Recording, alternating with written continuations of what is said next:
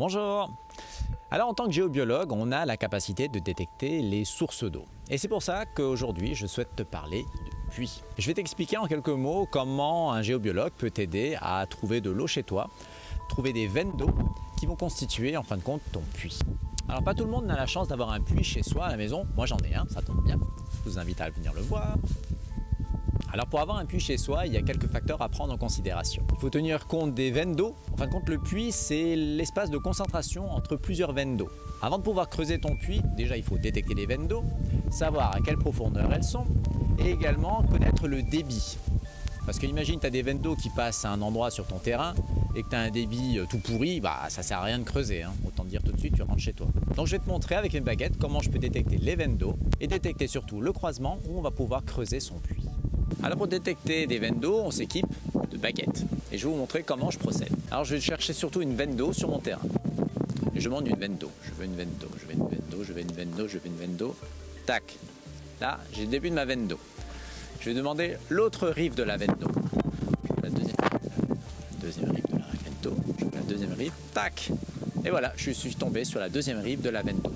Concrètement, ma veine d'eau passe d'ici à ici. Et bien maintenant, on va essayer de chercher une deuxième veine d'eau qui va montrer l'endroit d'intersection où on va pouvoir creuser pour y mettre notre puits. Allez, c'est parti pour la deuxième recherche de veine d'eau. Je cherche une veine d'eau, je cherche une veine d'eau, je cherche une veine d'eau. Ok. Alors concrètement, pour cette veine d'eau-là, je la connais, c'est une veine d'eau qui traverse toute ma maison, mais dans toute sa largeur. Donc autant vous dire, au niveau de la flotte, j'ai de quoi faire.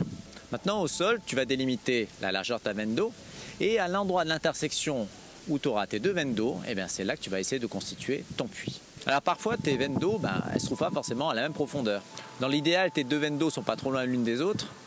Et du coup, quand tu vas percer à peu près à la même profondeur. Et c'est ce qui va permettre d'alimenter ton puits. Il y a une autre chose très importante au-delà de la profondeur de tes veines d'eau, c'est le débit d'alimentation. Alors pour ça, tu peux utiliser également tes baguettes. Alors je vais te montrer comment on fait. À quel débit est ma veine d'eau? 50, 100, 200, 300, 400, 500, 600, 700, 800. A priori, ce serait une veine d'eau à 800 litres heure. Tu te places sur ta veine d'eau, tu prends tes baguettes et tu demandes à quelle profondeur se trouve la veine d'eau. Et tu calcules. 1, 2, 3, 4, 5, 6, 7, 8, 9, 10, 11, 12, 13.